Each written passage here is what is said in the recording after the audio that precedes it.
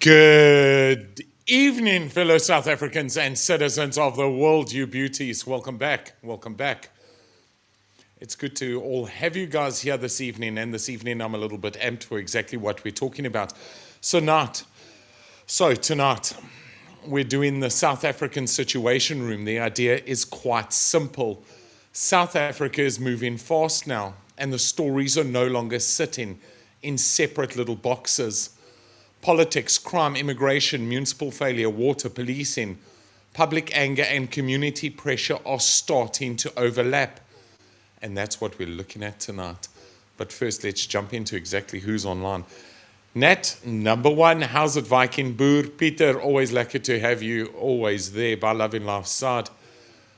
Scott, welcome this evening. Good to have you on board, man. Always a relief. Jag, how you doing? Michael, how you doing, Michael? Good to have you, man. Lovely. Let's get into this evening, because this evening I'm quite amped for exactly what we're moving into. And if you guys have not yet seen the poll, participated in the poll, make sure you do get involved. And let's just basically drive it forward. Nonetheless, let's get stuck into this evening. So it's South Africa Situation Room, and these overlapping pressures are exactly why this format matters. In real life, people don't experience problems in neat categories. Come on. A failing border adds pressure to local services, weak policing, makes service delivery protests all that more dangerous. You guys have just come out of it. And municipal collapse deepens public trust, or public distrust. Everything feeds into everything else. And that's what's currently overlapping, isn't it? So tonight isn't about panic or shouting. It's about looking at the pattern of what's actually happening in South Africa. What's changed?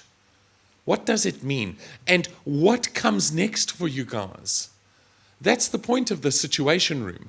We're not just covering this week's headlines. We're asking what these stories tell us about the direction of what South Africa is moving in. Yes, we keep on feeding the Love in Life digital monster, and we're able to ask it certain questions. And this is the Situation Room. So, the stories are all connecting now. Let's get into slide one. This isn't just one story. It's not about immigration or crime or even the water or the recent protests, okay? It's the bigger picture that I want you guys to start looking at this evening. That is the weak systems that are colliding with a growing public pressure. Think of it almost as, you have all of these different stories coming up in South Africa, but they all start intertwining and they all start meshing. They all start overlapping. And that's what we want to look at, because all of those overlaps coming together, we have the technology to look at a more bird's eye view of it. Instead of being in the situation, let's look at it from a bird's eye view. We can see the bigger picture is what I'm getting at. So, the problems have been building for years. A department fails slowly, a municipality declines, a border system breaks down in pieces, then one day it no longer feels slow. Suddenly the pressure is on the streets. It's all over the news. The politicians are responding as if it appeared overnight, as if, oh, this is such a surprise. It didn't take 32 years to get here. No. You guys are mistaken. This is something new, especially going into these elections like you guys are, into these municipal elections on the 4th of November. All of these things are new. They believe that maybe the public's foolish, stupid. Maybe they don't realize that you remember exactly where this is coming from. But now we're meshing it together for you guys, and we're looking at that tonight. So, it didn't appear overnight, but they want you to believe it did. But it didn't. Most of what we're dealing with now has been building for a very long time. That's an understatement. Speak about 32 years. The public anger is new in its intensity, but the causes are not. We're not here to blame ordinary people for being frustrated. Anyone would be. Come on, man. But have every right to be. But anger itself is not the plan. So let's jump into the second part. The state has been forced into migration mode currently. Migration has become one of the biggest pressure points this week in South Africa. Government is now talking about a more coordinated response across home affairs, labour inspections, border management and deportations. Now remember, all of these statements by the state is being influenced by the 4th and the upcoming elections. You need to keep that in mind. On the surface, it sounds like control, and it is going to sound like the ANC is getting its act into order. But remember, this is public facing. But many South Africans are asking a very simpler question. Why did it take this long? Why the repetitiveness? Immigration enforcement shouldn't be a crisis response. It should be normal daily work. That's what frustrates South Africans. Most South Africans aren't asking for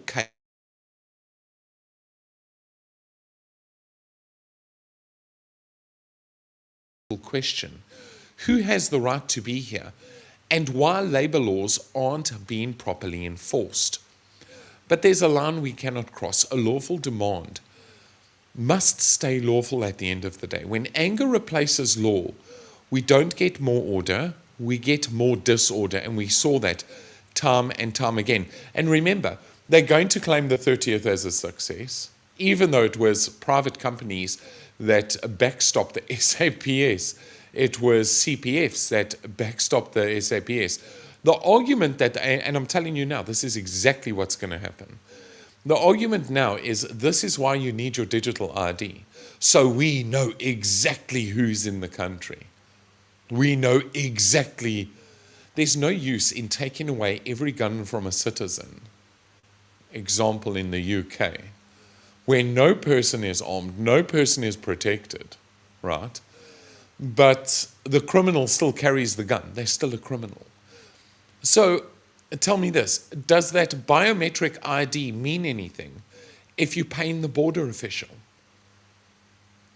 You're actually more elusive to the state. It's counterproductive.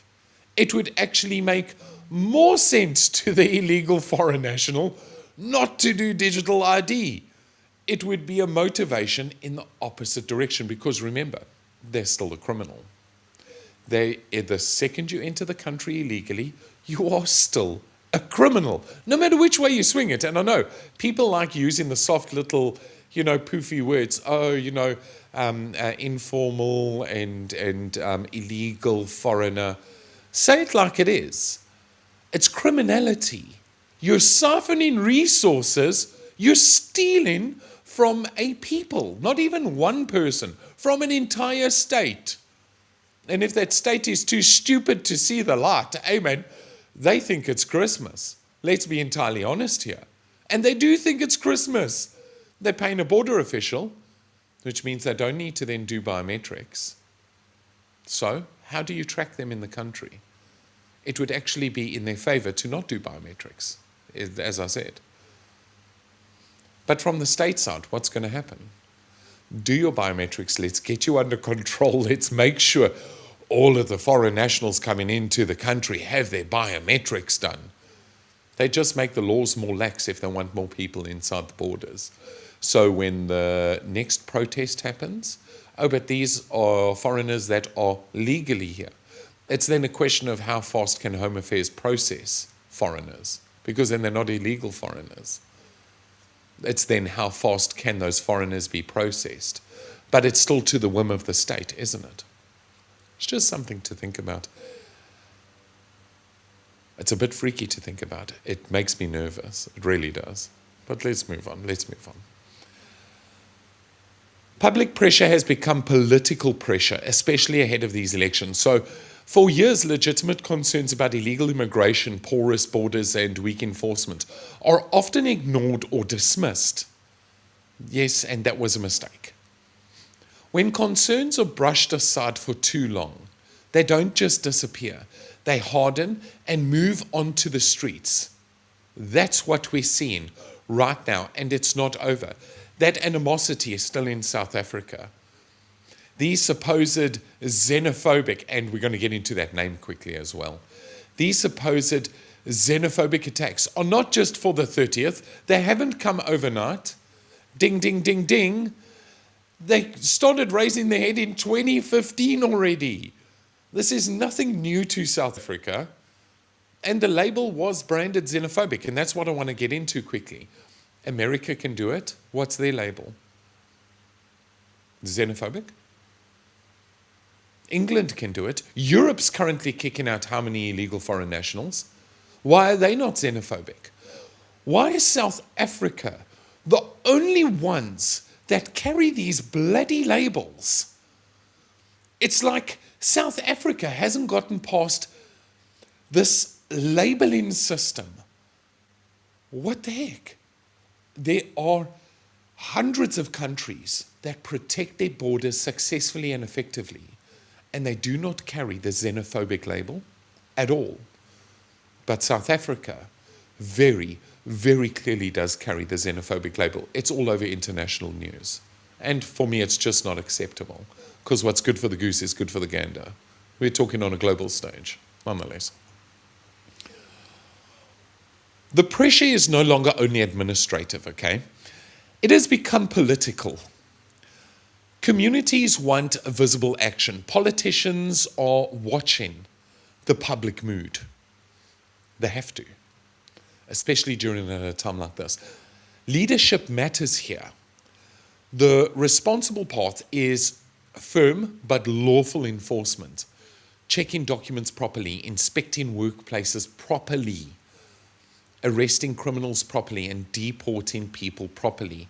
But the problem comes in is the people they have already put on the ground and into power. They put all their buddies into power. They can't do the work. So when it comes to the likes of inspecting workplaces properly, they don't know where to begin. They don't know how to do the work. They wouldn't have a popping clue how to do the work. This is the problem. We can hold two truths at once. South Africans have every right to demand proper border control and law enforcement, but citizens cannot become a parallel police force, and we understand it. To be entirely honest, we don't want to. We're South Africans. We don't usually lean that way. But there are some that step up and create businesses out of it. And this is where our private security is coming. This is where our private security has come to your rescue. And you can say, oh, but I don't hire a private security. It doesn't matter. They still stood up for you on the 30th. They still protected assets within the state on the 30th. Whether you prescribe to them or not, doesn't matter. And then you get the CPFs. Now the CPFs, it takes a special person to join a CPF. It's not paid at all. Well, it shouldn't be. It's a community drive, a community initiative that should generate funds under policing sector forum. It has a very specific role of keeping your community specifically safe. And those are other guys that are standing up and doing these types of works. But the state injecting all of this wonderful cadre deployment and their buddies into, oh, but this person controls this region and they will take care of the labor problem. Please, stop kidding yourself. We have numerous videos online. Go onto YouTube and search it. This isn't rocket science. Where massive workshops. I mean, what was that one chappie that hit the news? He was a Chinese businessman. He locked all of the doors. I think I was still in South Africa at that stage, where he locked all of the doors of his factory. The factory caught alight, and I think a whole bunch of people died as well. You're telling me the state doesn't realize or know this? Come on. How stupid could your police force possibly be? Even, I mean, just with, like we saw on the 30th, we saw a video of a woman coming forward with a whole packet of Mandrax or drugs. I don't know what type of drugs they were. I'm not familiar with the names. and walked up to the police and said, here, there's the guy, that's the foreign national, here's all of the drugs that they're selling to our children. Oh, no, but. Not slap the guy in handcuffs, take the evidence and go and book him.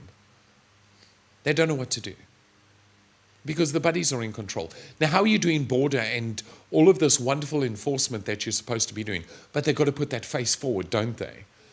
They most certainly have to put that face forward moving up to November because the DA is biting at the ANC's heels for Gauteng like you have no idea. And Helen Zille, as much as we love her uniqueness, she's unique. I kind of like the lady. I don't like the party, I like the person. She's not a pushover. As much as you guys might like her or hate her, she's no pushover. And I believe she's done good in the country. Just it's getting to a point where those people are getting older and they can't do what they're supposed to be doing, especially with this upfront confrontation of the ruling party and the like. But nonetheless, let's carry on to the next one.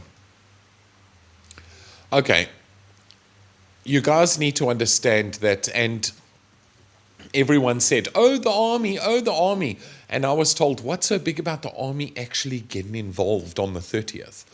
It's no big hoo-ha, so what?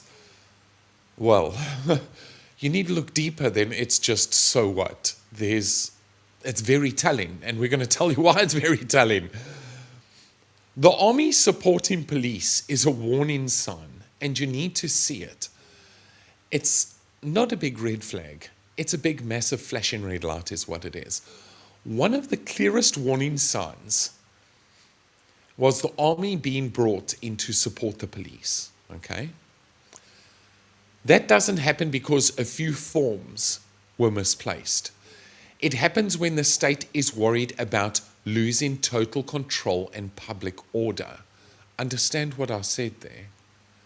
Do you think the police were only brought in because of the protesters? Think again. Think a little bit further. You can say, oh, Dwayne, come on, that's thinking so far ahead. Yes, it is. And so should you be. These are very telling signs. When the state gets scared, the SANDF are called. Yeah, no, the state can throw 600 million. We've got the extra cash from hidden in this little place here. Throw the money at it. So what? Oh, we have SAPS, we have JMPD, we have. All great and fun and well. The only time that the SANDF would really be called is when there's a real threat against the state themselves and they feel worried that there may be an uprising and an overthrowing or real civil unrest. You don't want to use the word civil war because it's not the right word in this situation, and I don't want to use it because it is the wrong word and it's not what I mean. But where it's severe civil unrest, that the state feels threatened that it has to call in the military. No matter what excuse you give it, you can call it whatever you like. It doesn't matter what you call it. They were still called. They're still the military. It's the last fallback line for the state to protect itself, no matter which way you swing it. Some will say, good, finally, they're acting. Lawful enforcement is necessary, which is exactly what I heard. But we still have to ask, why did we reach the point where the army has to step in because predictable problems were left unmanaged for too long, where to such a degree that the state failed to such a degree that it was actually intimidated by what was happening. The state got scared. Don't forget about it. A healthy country doesn't wait until anger fills the streets before it starts doing the basic work it was always supposed to be doing in the first place. This moment should force us to reflect on how long these issues have been allowed to fester. And it's almost been acceptable to the state. Predictable failures in basic state functions have now created a situation, either whether they were or were not aware of it, where the military has to back up civilian policing that it doesn't bleed further into threatening the state itself. That's not a sign of strength, just for the record. It's a sign that earlier, quieter action was missing for far too long, and the state understands it, and the state is threatened by it now. They become intimidated by it. Let's jump over. Operation Chanela, big numbers, bigger questions. Operation Chanela delivered very large arrest numbers, including serious crime and immigration violations where criminals were taken off of the streets. Now, that's a good thing. But the big numbers also raise a deeper question. If they can do this during a major operation, why wasn't this level of enforcement happening as normal daily work to begin with?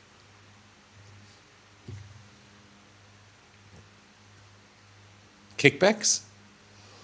Why are these criminals not being dealt with in a normal environment within South Africa is the question. Why does it take a very special and unique operation to bring this to the point at which we now see?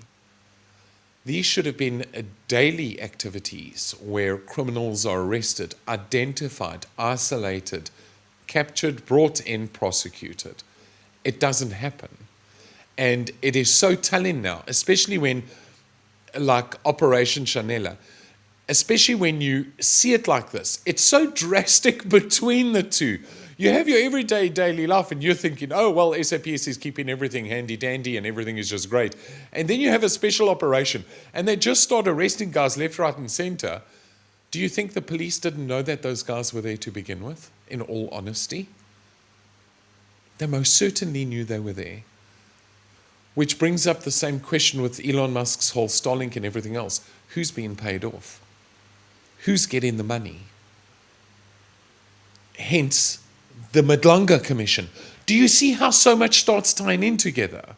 Does it start making sense to you? Because those criminals can't operate if they've been identified. If SAPS knows who they are, knows where they are, you're telling me this is all brand new news to the police? Not a chance. In what world? Some of these guys have been operating for years on end. Telling me SAPS never knew that? So what is SAPS getting that lets these guys continue doing what they're doing? Hence Madlanga Commission. It's scary. People don't just want special crackdowns and press releases. No, they want daily safety, real, genuine daily safety, and routine enforcement. It must be repetitive, constant. They want criminals removed from their communities before the next headline, not after it. You guys are currently living after the headlines. That's why when you look at your SABC news in the evenings, the wonderful state-sponsored, so convenient news that the rest of South Africa gets, you know, you look at this stuff and you guys are living behind all of the headlines. You don't see good news anymore in South Africa. And when you do, it's far and few between. South Africans are doing so much more work to get good news. In a normal functioning society, you would have normal stories. Billy Bob won, the 100-meter sprint, and Emma Jane did so much on performance in, this sport, and she got her Gauteng colors. And this person did this, and that person achieved this. And these are the new institutions that the country is opening up this month. What do you see in South Africa? You see all of the chaser headlines, which other countries run after because they hit high numbers. You get all of the chaser headlines that flood your news feed. And what becomes elusive? The wonderful, beautiful stories become elusive. Those chaser stories become so prevalent, they actually cut some of them out. That's why you don't see the farm murders on the major news. That's why you don't see the farmers with a panga stuck in the back of his neck on the main news, because there's too much to report. And why would they report something like that that may bring kickback, that may bring animosity, or, that drive against the state, that someone hasn't done something and someone needs to be held accountable? Heaven help, someone needs to be held accountable in South Africa. No, no, no, no, no, not me. You guys are on the back end of these headlines, and people don't see it.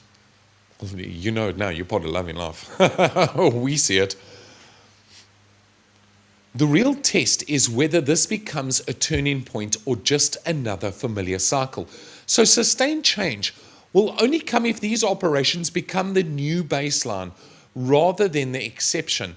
The public is watching to see whether the energy and coordination we see now will continue once the immediate pressure eases. You guys need to understand, Operation Chanela costs money to perform, to engage, to enact. It doesn't come out of fresh air. It doesn't come out of little pony dreams and rainbows. It costs real money to run these operations. It costs money to keep beanbags in stun guns. It costs money to have your guys equipped and properly trained. That's mega cash. And the state is not always willing to let go of that mega cash. But why is the state doing it all of a sudden? Well, you guys are heading up to the elections. You guys know. I don't need to say it. You guys are heading up to the elections. They need to appease what the people are now complaining about. So what are the people complaining about? Illegal foreign nationals. Oh, digital ID. Oh, we already have a system in place. We saw this years ago. Don't worry, we got you guys covered. Please. If you buy it, you're naive. Well, I don't buy it. Not for a split second. Not by a long shot. Nonetheless, let's quickly jump into the side chat. We are halfway. You are on blast in Liddy for a second, Dwayne. You were on blast in Liddy. I don't know what that means. Little? Blast in little for a second, Dwayne. I'm not too sure what that means. Don't know if it's the mic. I've been changing things because we're changing things. We're changing things in the studio. We're changing things digitally. We're changing even the direction. The Love and Life Titanic is moving in, and it takes long for the Titanic to move. Stay with us. Things are changing. Hi from England. How's it, Debs? Good to see you, man. Good to see you. Say hi. You know what I mean. Jag, how you doing? How you doing? Yes, yeah, no, like, subscribe, join. Not too sure why more people aren't joining these things. I don't know, maybe the information isn't good enough. I think the information's absolutely fantastic. No one talks about this stuff. Where else do you hear this? You don't hear this anywhere else. No one looks at it like this. It's extremely unique angle.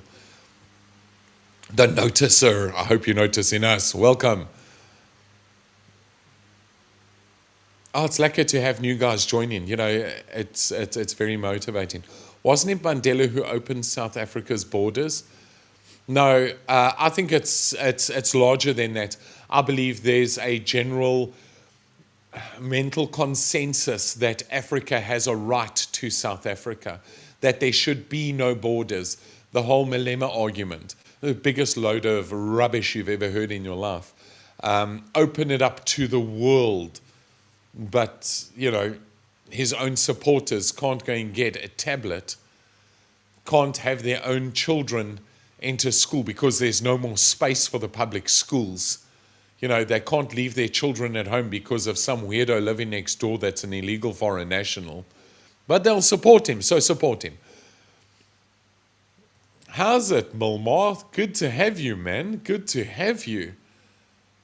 A digital ID will be useless if there is no power or no internet. Well, it shows you the direction. They're not planning to have no power and no internet. It's what the people do. Mindhunter XO. Ooh, I just love that handle. It's an awesome handle.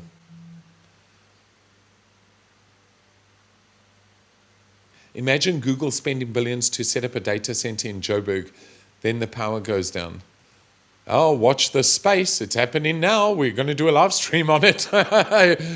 You're giving away all my secrets. Yes, it's coming. It's coming hard and fast.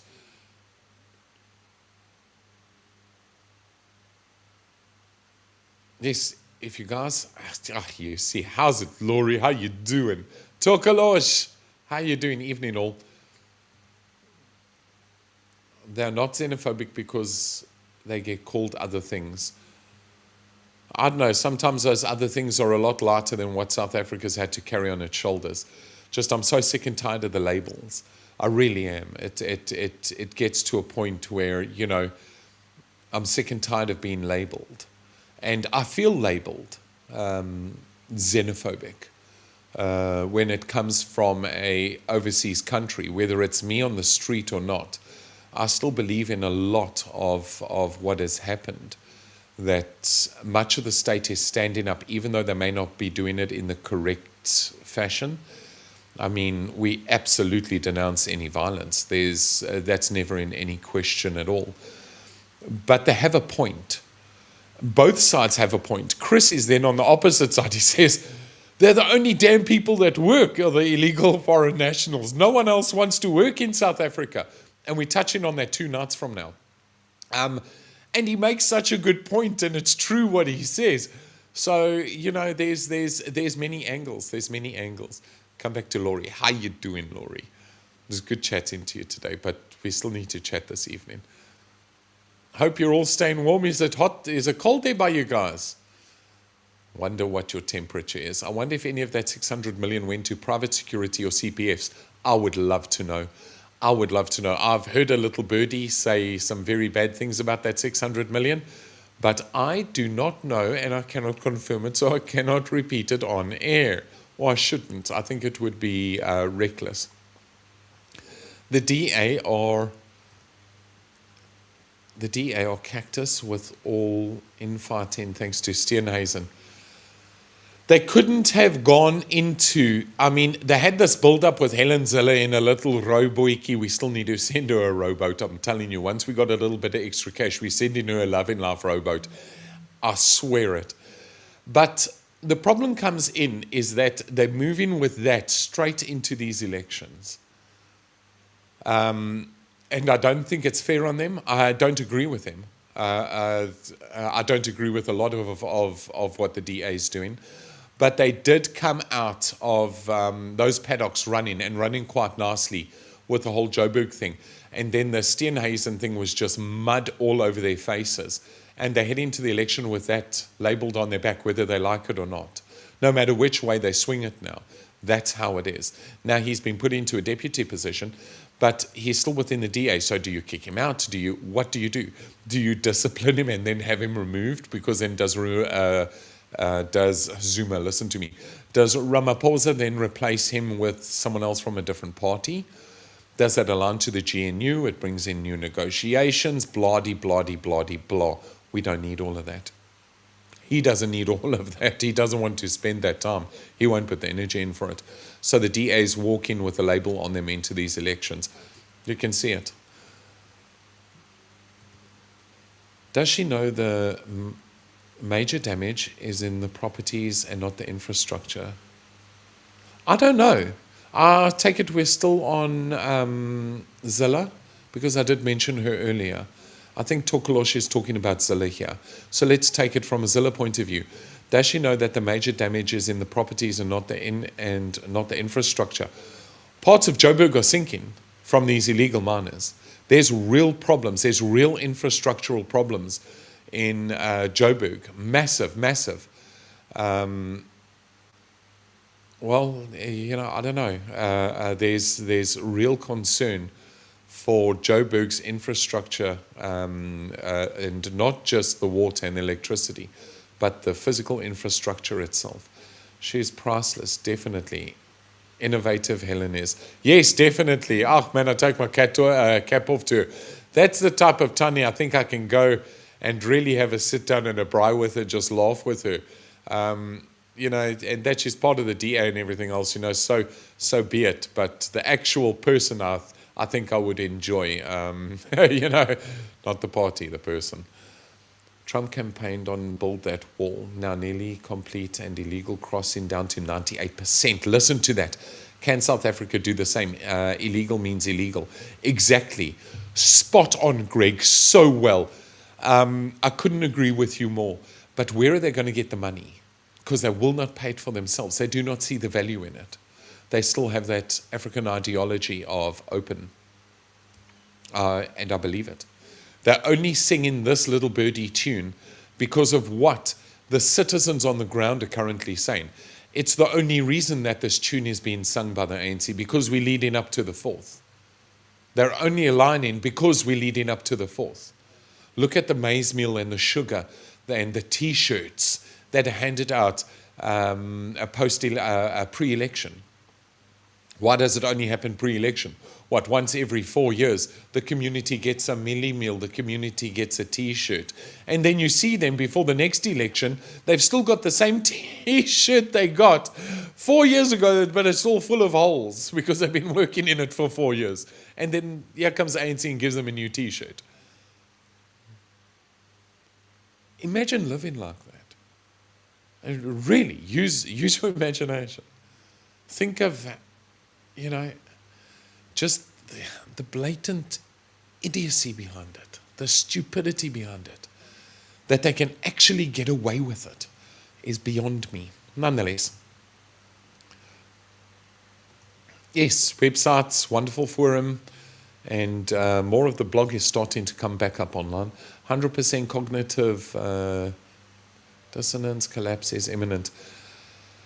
I hear you. Yes, and I don't know about the last part.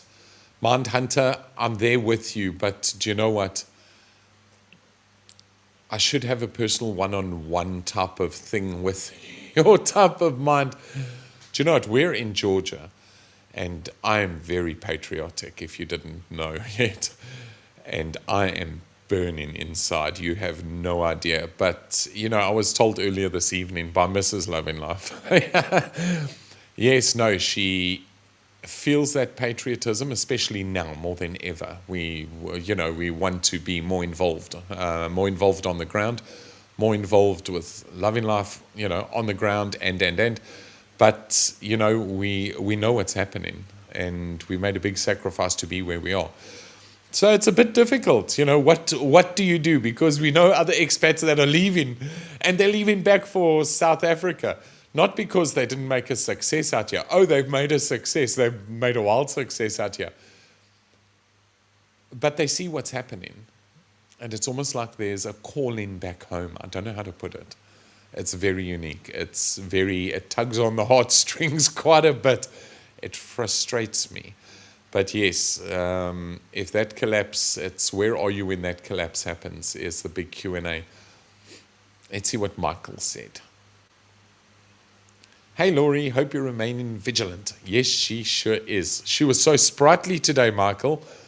She was very sprightly on the phone today. We were discussing hunters and hackers. Oh, we had a lekker chat today. The army supporting the police is a warning sign. They came to Hillbrow, never thought of that. Army is to protect from outside. Yes, and it's using your own citizens' taxpayer money, not that tax comes out of Hillbrow. Let's be entirely honest here, man. But yes, you're hitting the nail on the head there, Scott. Army is to protect from borders and external. But I mean what I say. The army is only implemented within the borders when the state starts really feeling like they're being threatened to a degree. Yes, you have the special operations and the rest of it. Yes, no, fair enough. But when there's real concern by the state, the military gets called. Now, as to their capability, we're not going to laugh now, but I don't think it's much. No, it's not even a fraction of what it used to be. State security has become a government policy. The military is only fit to bully civilians at this point, from all I have seen, like Cuba, Venezuela, or Zimbabwe. Exactly. And you think the military won't loot? Exactly. Net so. If the army steps in to support the SAPS, Will they step in to enact a dictatorship under the ANC? They won't have a chance to. They'll never get the opportunity to. Look at Cuba and North Korea, etc., all friends of the ANC. They'll never get the opportunity to. No ways. How's it, Devet? How's it, good people? How's it, Boet? Hoe gaan het daar, jou kant? The state is cognizant of losing control.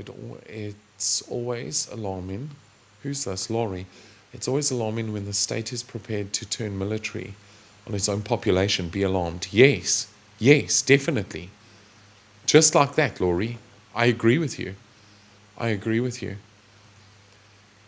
There was a looting of flour this week, and lo and behold, a police officer was there helping himself too. No surprise. They're always involved. They're always involved. And then people tell me, are you sure that they take in bribes? Well, jeepers, have you actually seen some of the reports? What's the Madanga Commission? Rotten at the top, rotten at the bottom, but not rotten throughout. We know some very good SAPS members that are really still trying to keep their little areas safe. It's very difficult for those boys. SAPS is embedded in most criminal syndicates. They are sadly entrenched so deeply in crime, it's practically impossible to reverse. And this comes back to that whole Georgia story I told you guys about. Fire every single South African police officer right across the board. Fire them. What's the difference at this point? In all honesty, what's the difference? Fire every single, have a set of 6,000, 10,000 new recruits, irrespective of triple BEE and all that other rubbish. Have these guys trained up now for when you just dismiss every single person out of out of a state organization. Definitely. And have those boys ready to be implemented, where they walk into a police station and they are the law. Every other person is fired that was ever part of SAPS. Done. Done. State would never do it. And the state would never do it. They can't do it. Because they believe, what do they believe? They believe they'll lose control.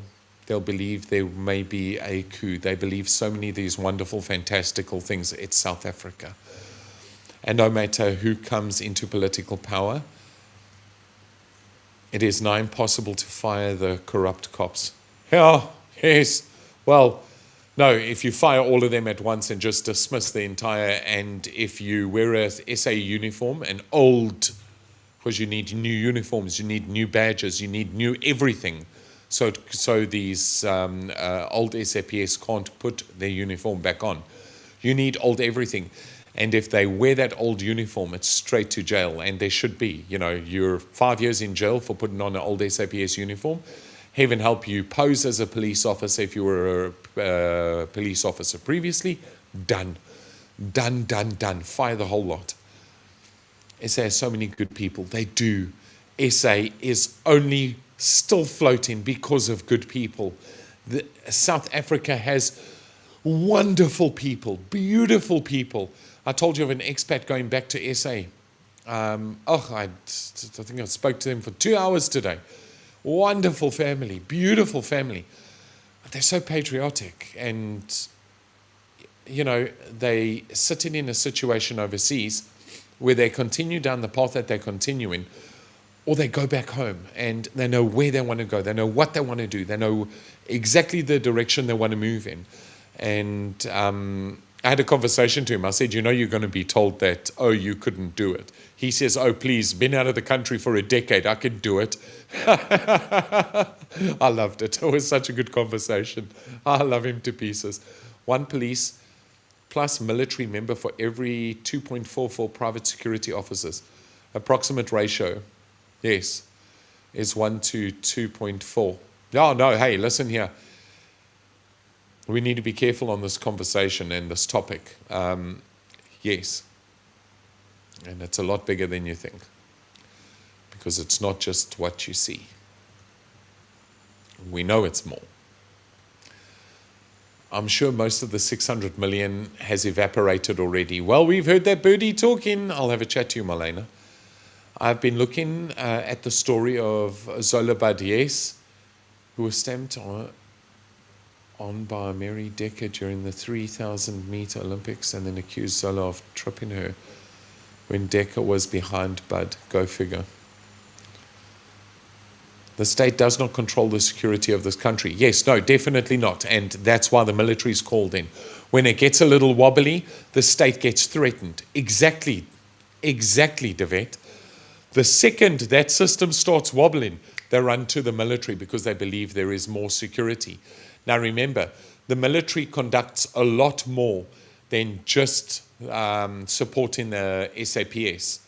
You need to understand that the military has a certain, and this is where Laurie would tell you exactly what I'm trying to say. She'd pick it up like that. Where the military has a mental, there's almost a mental understanding. When you start talking about military, you look at US patriotism and how hard they are and other militaries from around the world, and you apply it onto a failing state and you think that they could possibly be that successful. And the public thinks that they could be that successful. And it's all here, but it's not here. It's not on the ground where it matters. Lots of bark, very little bite. And it ties into what you said previously. It ties exactly into what you said previously. I think that 2.4 is a very gross, I think it's a little more in the favor of not the state. You can't really mention South Africa and accountability in the same sentence. Exactly, Laurie. More senior stuff, Nar. That's good, thank you. At Laurie and other friends. How's it, guys? How's it, guys? Okay, let's shoot down to the bottom quickly. The enforcement just stopped. The skills weren't transferred. Nobody seems to know how to do anything. Exactly. Yes. Thinking about it, yes. And do you know what really got me is they're unable to talk to the media. Literally just a few conversations. They can't do it. They literally cannot do it. So it looks like they just give the media this cold shoulder and walk away from them. And I think to myself, no, come on. Every single police officer that media reporter approached said absolutely nothing. There was not one that could say, we have the situation under control and we're trying this next and this is what we're doing. And come on, let's get you behind this line. This is the SAPS line. This is where you're safe. You're telling me not one SAPS officer could have said that to the camera? Or to the journo, really? They can't communicate. They can't. It's almost like a wall. It was just something I picked up from the 30th. It was,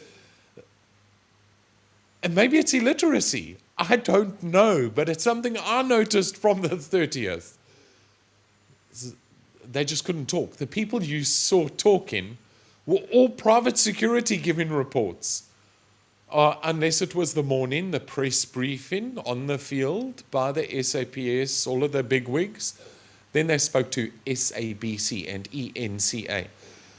But to the reporters on the ground, the general SAPS, it was like a total blank cutoff. It was private security, CPFs that were busy talking to journos, talking to their cameras, recording, doing what needed to be done. SAPS, it's almost like, the word I'm looking for is drone. You see, this is where I need Laurie again. The word I'm thinking of is drone, where they're almost like they're a programmed drone. I'm sure that looked a little bit funny. What you see happening in SA is happening across the world. True, mass illegal migration, digital ID, out of control crime, failing governments, seems like a global controlled demolition of the system. Yes, that's exactly what it is. And Debs, that's why it ties into get out of the cities, get out of the cities, get out of the cities. You need to be in places where there's minimal influence and control. You need to get out of the cities. And I know it's easy to say. I understand it. But you need to get out of the cities. You've got to get away from that control. Marlena shared something with now on our admin group, on the resources group, where Mexico is kicking back entirely against digital ID. 80 to 90% refuse to adopt it at all. The question is, why is the rest of the world not doing it? If you really don't want the digital ID, just say no. It's like the gantries. No, we will not pay for the gantries.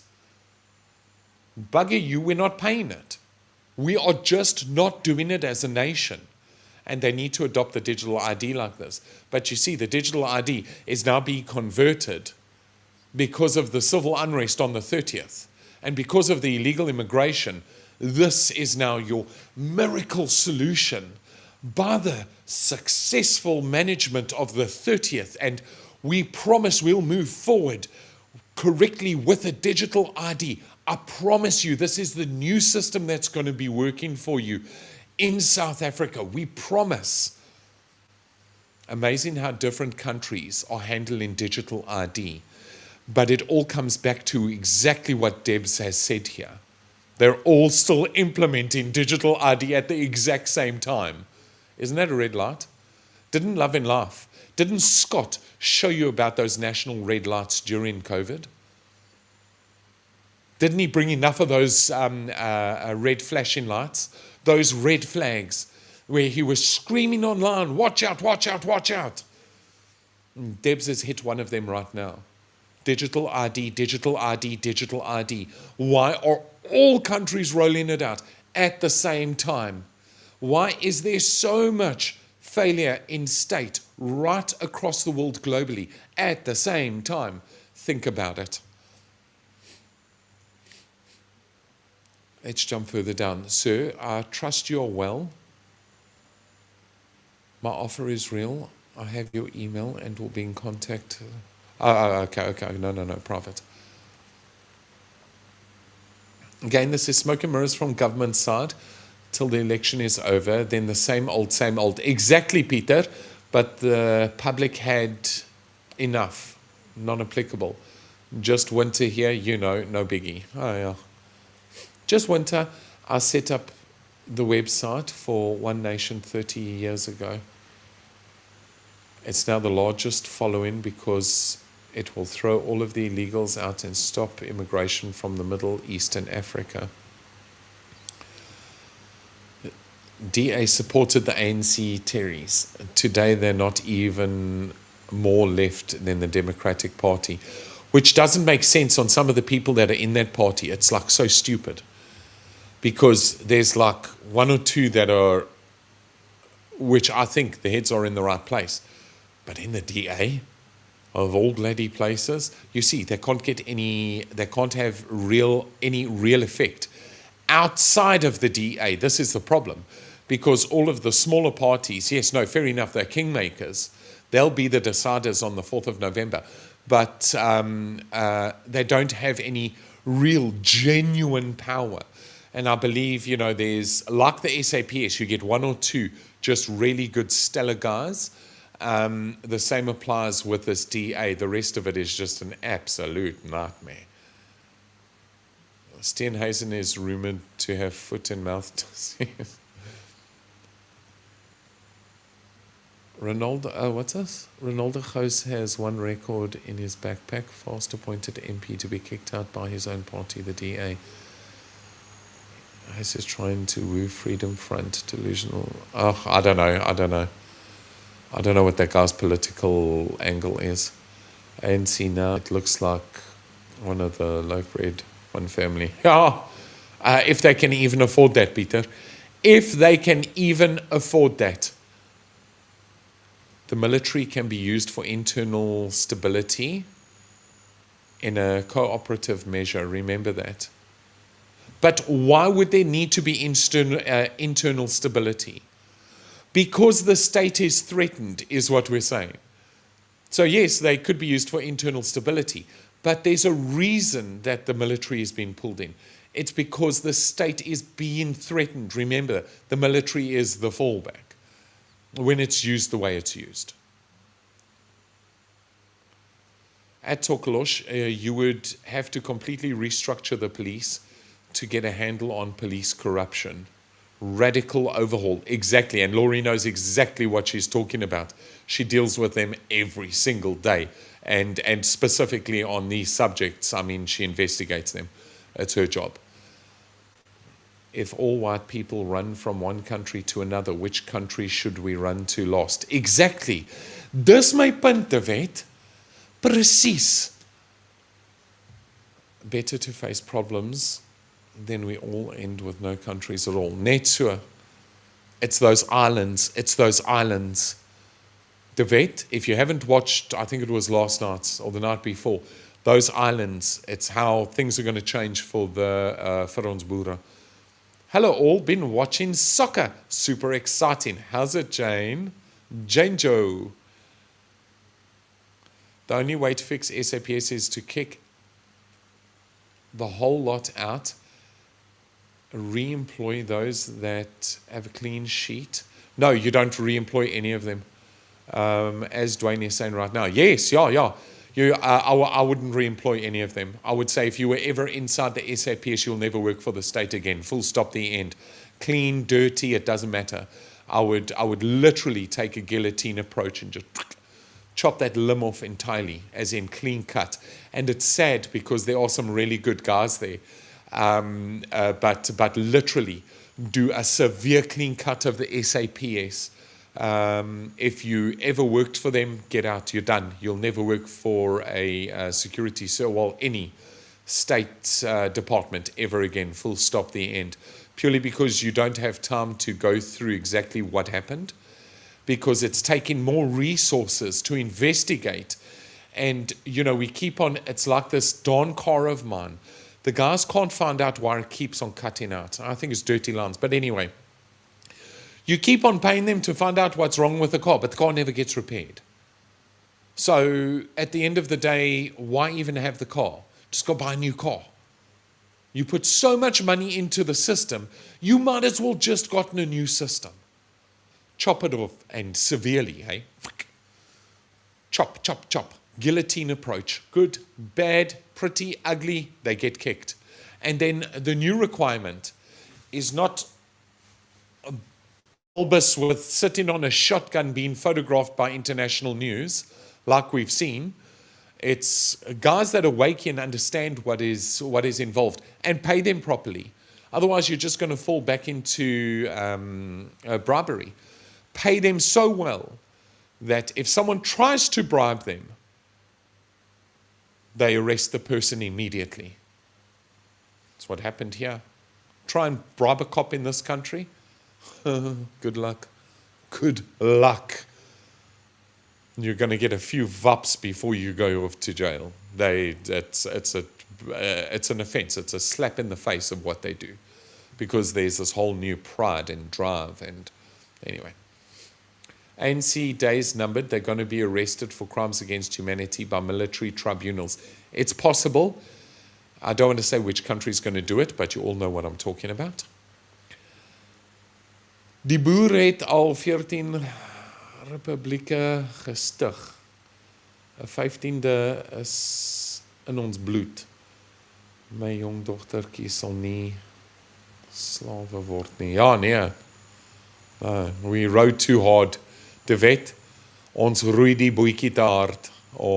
No, there's, but you see, even our lighties, right across the board, their heads are screwed on right. They know what's happening. Hey, they're not stupid. They're not stupid. They know that there may be a time where they have to stand up, and not for themselves, not for their family, not for mom and dad. No, for their people, for their kin, for their country.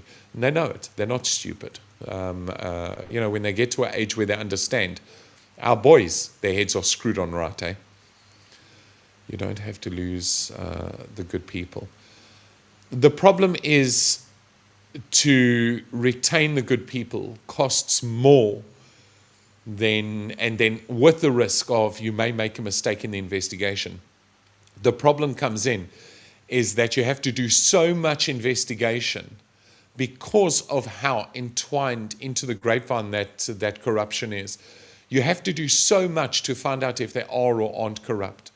That's why the guillotine approach would be better, because it would cost you cheaper to retrain someone from the ground up. Illegal foreigners mostly work hard because they are not, because they're desperate. Once they get comfortable, they will hurt as they please. Don't be fooled by desperation. No one wants to work for peanuts. Yes, exactly. Spot on. And I think this whole Chinese thing is also another thing coming in South Africa, hey? Lifestyle audits will pick up 90% of irregularities. Yeah, you see stuff we don't see, Laurie. She's talking about stuff I don't know now. And she knows what she talks about. I trust her judgment. So if she says it's possible, I would believe that it's possible. If SAPS goes into Zama camp, they need the military with them, so they are used to working together already. It doesn't surprise me. I want to carry on with this, so I'm going to jump down to the bottom after one or two more. They're only playing the long game. I'm not saying all foreigners are bad. No one's saying all foreigners are bad. I agree with you. None of us are saying that. They are very good people, but keep in mind, most illegals that come here are male and criminals running away. Exactly. Exacto mondo. I'm jumping all the way down to the bottom. So the last one that I am at right now. Boer Afrikaner people get near-automatic citizenship to the Volksstaat. English are most welcome. Might need just a few more citizen requirement tests. In 'n warm klap. Dan is hulle deel van die spannetjie. Okay, let's rock and roll on this next one.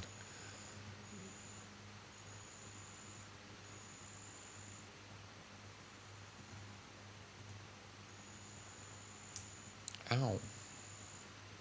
Okay, the public must not become the state. I think we did this. The most important points tonight. I don't know if we did this. I don't think we did do it. The public must not become the state. So this is one of the most important points tonight. We can be firm on enforcement without encouraging lawlessness.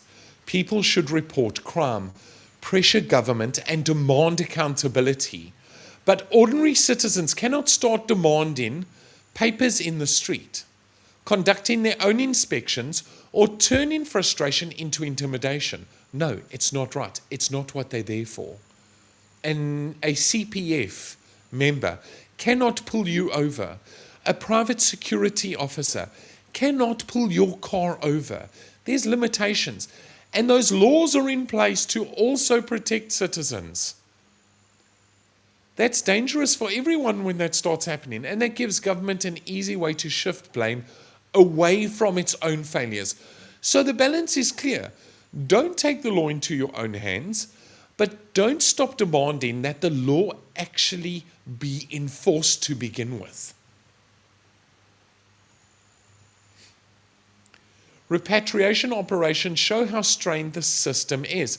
The repatriation operations show that the state can respond to pressure in the short term, but temporary operations cannot replace a functioning immigration system.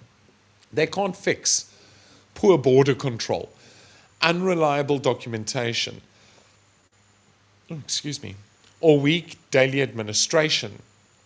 That's why public frustration keeps growing.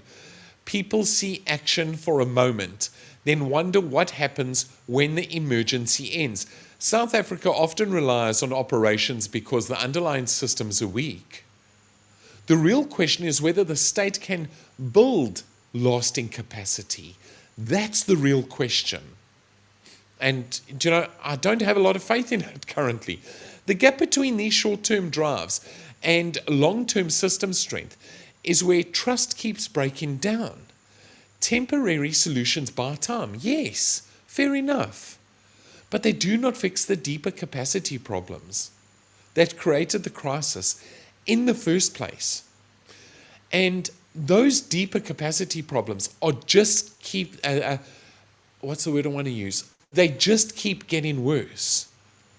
They're not getting any better anytime soon because they're not being dealt with at the root level.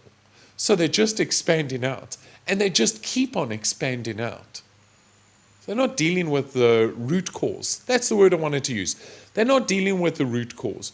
So at the end of the day, the same problem still persists. It will still come back. That weed will still grow. eThekwini shows that confusion looks like, shows what confusion looks like on the ground. The situation in eThekwini shows what happens when communication and responsibility become unclear. When people are told a site is closed but others still arrive there. What are we talking? Oh yes, we're talking about the repatriation sites. The problem just shifts from one place to another. It lands at municipal offices, outside of Home Affairs, in neighborhoods, and on ordinary residents who are already frustrated. That's how state confusion feels on the ground. Clear, practical communication matters. Without it, confusion turns into pressure, and pressure turns into risk. These moments of confusion are not just logistical failures, where these systems were shut down without any notice, where people were told to just go on their way. They're symptoms of a system struggling to coordinate between national, provincial, and local levels, leaving ordinary people caught in the middle and increasingly angry. Where some of these repatriation sites were just shut down. Why? Because the state believes there's no longer a threat to the illegal foreign national. So why should the state pay for a repatriation center? Do you see the money? Do you see how the stories tie together? Can you see how these things are all starting to intertwine because they're expanding? The 30th made them expand like mad. But do you see how they're starting to intertwine? Why is the repatriation center, right? Example. Why is a repatriation center shut down overnight immediately? All funds to it stopped, shut it down, we don't want the expense, full stop. So whoever was going to the repatriation center, tough titty, goodbye. The state believes there's no longer a threat in that region to illegal foreign nationals. So you tell me, do they really have an interest to get illegal foreign nationals out of the country? It tells you what the end game is, doesn't it? Because if they really wanted to still get these illegal foreign nationals out, they would have those repatriation centers well open until no one else arrives to use them. They would get as many illegal foreign nationals out of the country as humanly possible and keep those centers open. This is a slap in the face of the South African citizen. And again, where do these people land? They land on your step, they land on my doorstep, they land at community centers, they land at Home Affairs, they land at SAPS stations. Where do we go? Where do we go? What do we do? What do we do? Well, if they're not being repatriated, what's happening? They're just finding another way to stay in the country, aren't they? And South Africa has illegal foreign nationals in mind? Really? In all honesty, it's so blatantly clear that it's all lip service leading up to the elections. It's blatantly clear. It's all lip service. Migration is now a regional issue too. This is no longer just a domestic matter. No. Once foreign nationals are involved, violence is alleged and embassies get drawn in. It becomes regional and diplomatic. Weak enforcement creates anger at home. Unlawful responses create danger for foreign nationals. Both paths are risky. The only mature position is lawful, firm control of your borders and your laws. That's the only firm control. South Africa's reputation and relationships across the region are now part of this conversation. How we handle this will affect not only domestic stability, but also how we are seen by our neighbors and the broader international community. And there's already mud on our faces. We already carry that xenophobic label. It's not like we're coming from any position of power into the conversation anymore. The reputation's been tainted, it's been damaged. And that's how we're moving forward into it. Let's shoot along. Service delivery is the other pressure point. We make this only about, okay, so we can't only make this about immigration, obviously, okay? Service delivery failures are hitting people just as hard. When water stops, electricity, roads collapse, refuse piles up, people feel abandoned. We've spoken about and covered this tons of times on the channel. That accumulated frustration turns into protests and unrest. The basics matter. They're what keep the society calm. When they fail, local government becomes unstable, and that instability spreads. South Africa's future is being decided municipality by municipality and street by street, as you guys very well know. This is why the local power shift we have discussed before is so important.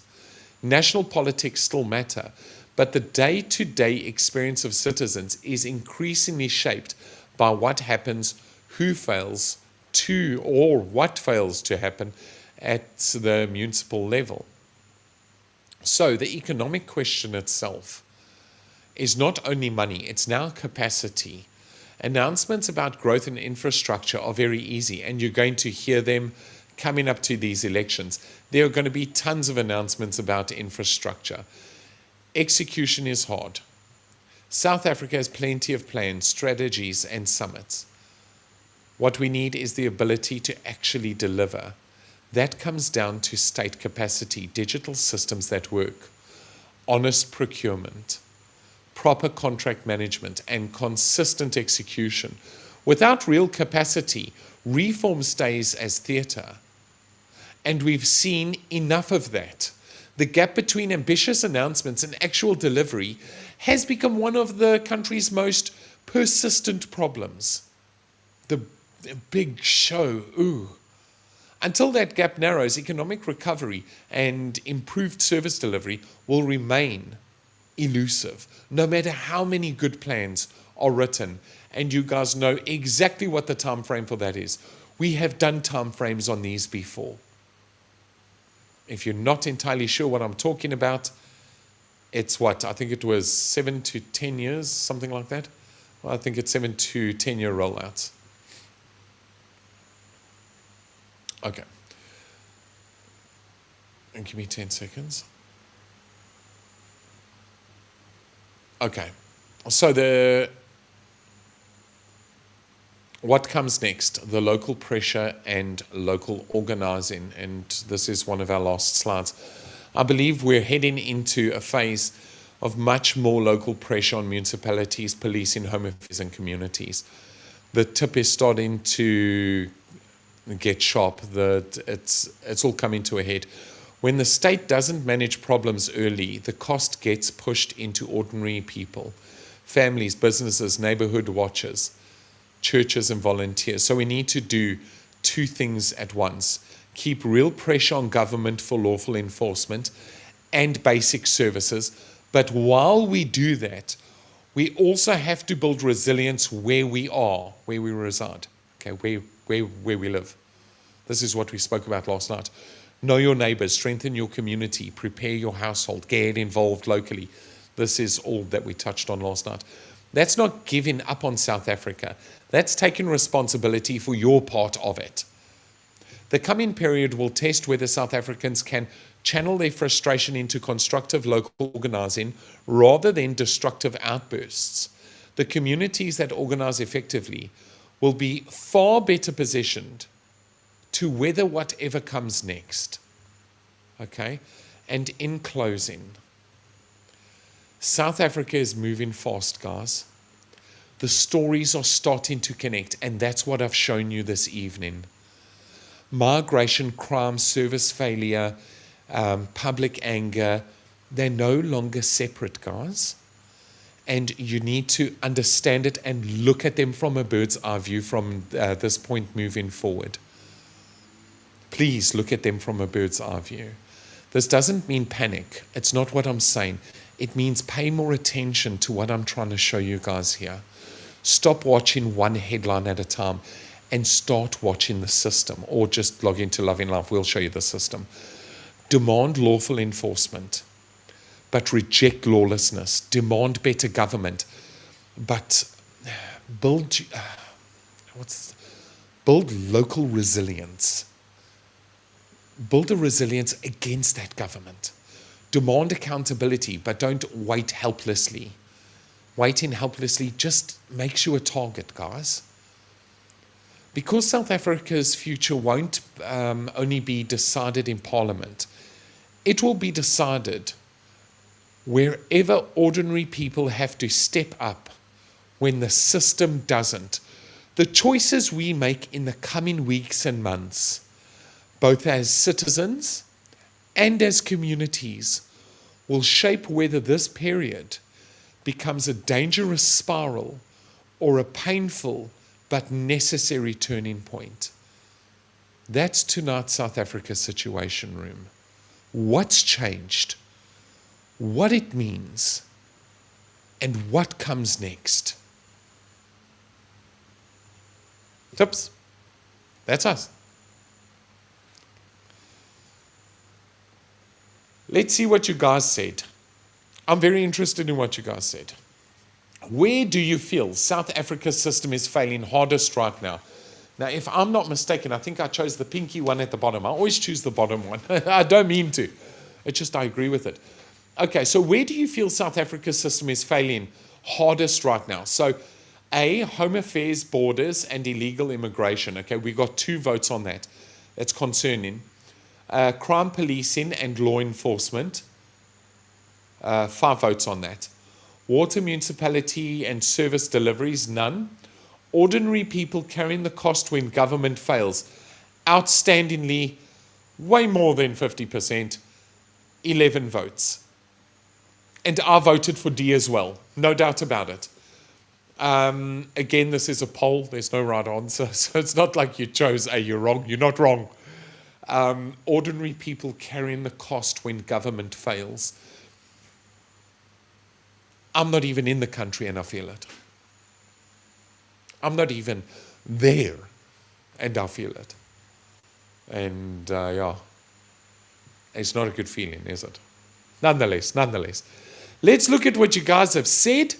Let's play out with one of Loving Life's normal, good old traditional songs. One of the normalies, not from external, from internal, and we'll get back to the external songs later in the week. The Volksstaat does not necessarily include or exclude the Western Cape Republic. It may be its own entity, sister republics, definitely. Stem 100% saam met jou, David. I agree with you 100%, David. Hi, Basil. If you're watching, thank you for the support on Facebook. Basil, if you're here, thanks for joining Love in Life. Thanks for joining us. As long as you can speak Afrikaans and are of European descent, you will tick most boxes and thus will enter our Volksstaat quite easily. Do you know what? If things change in South Africa, I'm saying it here and you're hearing it on Love in Life, expats are going to return with one heck of a speed. Ek sê no vir jou. Refugees will return with one hell of a speed. I'm telling you now.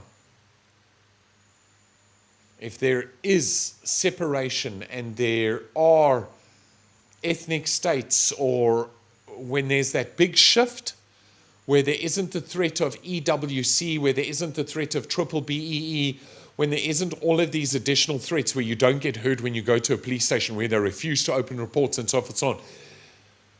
Even if there is just a promise of a new state or a new section or a new whatever happens, the amount of people that will return are going to be absolutely astounding. It will be international news, is my opinion. Maybe not, but I think it will be. No matter what mix we have, white skin, blush, and normal hair, I think that it is cool enough. Oh, And we can teach the keywords. Ek is 'n boer. En ek kan nie daai sê. Ek weet wat dit meen, maar ek mag dit nie sê nie. Get that done. Are you in Mindhunter? I love how you guys communicate with one another. It's all lekker. That, sir, will happen soon. Just see the waters here. Ja, nee. Stem saam, Peter. It's all about what's moving under the water. It's that undercurrent that we're looking at. And there's a bigger undercurrent coming, just FYI, in case you guys didn't know. Toe. As jy kwaad is, conversations. The military is bankrupt and has zero coordination. Exactly. They only bring them out for intimidation. Exactly, noticer. I know how. I know for a fact the army does not even have ammunition for their rifles. Exactly. I couldn't say exactly enough here. Yes. Yes, and heck yes. Now, let's say something did happen. Again, I don't think that the money that was supposed to be injected into South Africa that's no longer going to South Africa is just being used for something else. It's not. Just FYI. And it's not being saved for a failing state. That I can guarantee you. Guarantee you. It's not being, in what world? The likelihood of that, what? They would be saving money for a failed state. No, they won't be. They'd be saving money for a working state. Sorry, my sister. Sal nie weer nie. What did you do? Bad Dassie. Wat het jy gemaak?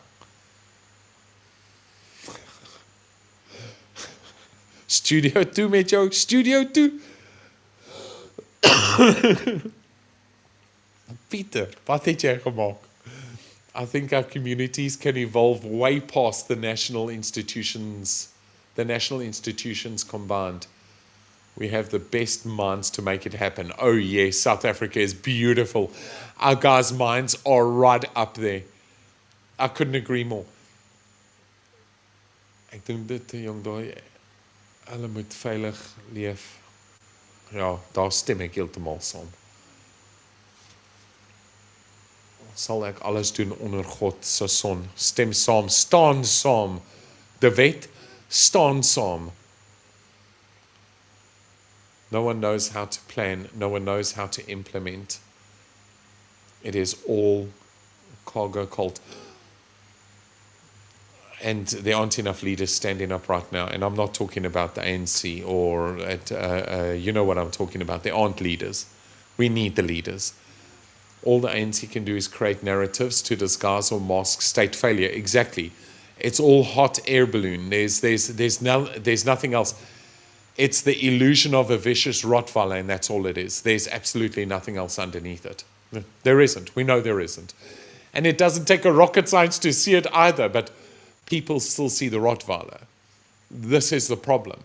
And hilariously, they still see the Rottweiler. So they must sit with their little notion of what's right and wrong. Classic deflection. Creates a problem and a solution to deflect from the real issue, poor governance. Exactly. So true, and it is our blood. That's said here as well. Yeah, yes.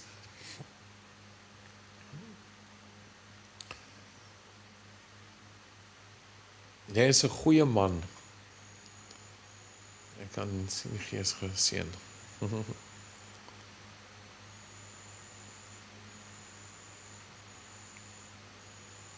Okay, I'm shooting down. Here's another question. You also have a generation of entitled youth that these politicians are lying to. Basic discipline and personal responsibility are gone. Exactly. Bring in our aunties. They'll sort out that one. Smack some docks. You better believe it. If you guys don't know what she's saying, smack some bums. Yes, yeah, no, listen here. For some of you that don't know, yeah, no, I know some really, really beautiful people. Or related to some really beautiful people. Maybe a chat and even a talk. One of the most unique families.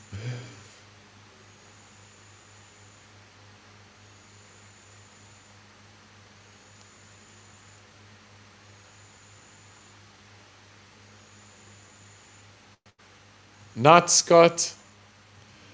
Human kindness has never weakened the stamina or softened the fiber of free people. Well said. A nation does not have to be cruel to be tough. Oh, lovely. Beautiful. Very powerful words. Very nice. Cheers, Jag. Now might be a good time to buy cheap land in South Africa. But you got the other side of it. You've also got the EWC, which is always on your head. As a 9-time visitor to South Africa, this American will never give up on her. Thanks, Greg. I plead with my South African friends not to either. I never will. I never will. Let's play it out, guys. Let's play it out. Thanks for joining. Join us tomorrow night. Things are changing. We're moving forward. Cheerio.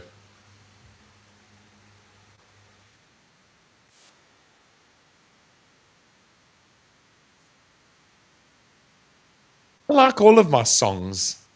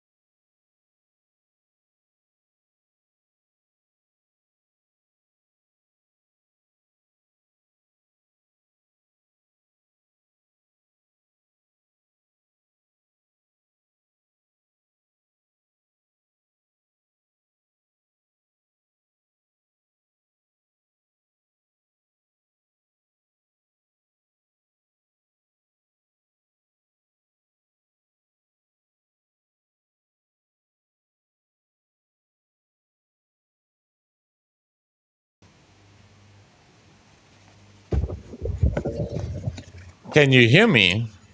It's definitely playing. I'm not too sure why the system isn't playing the audio.